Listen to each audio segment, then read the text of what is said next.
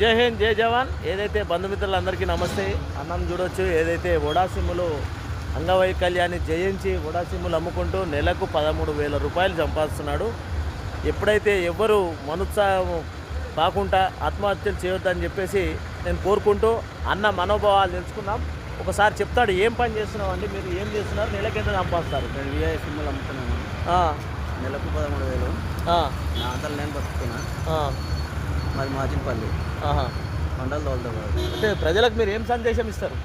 ప్రజలు వాళ్ళు మంచి ఉన్న వాళ్ళకి ఇట్లా తిరుగుతారు ఖాళీగా, ఏదో పని చేసుకొని సాధించాలి.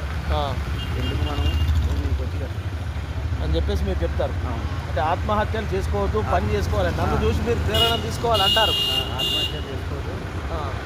మా ఎవరంతా వాళ్ళు ఆత్మహత్యలు చేసుకుంటూ ఎందుకు వాళ్ళ కాలం మీద వాళ్ళు నిలబడి చేసుకొని బతకాలి. నేను గిట్ట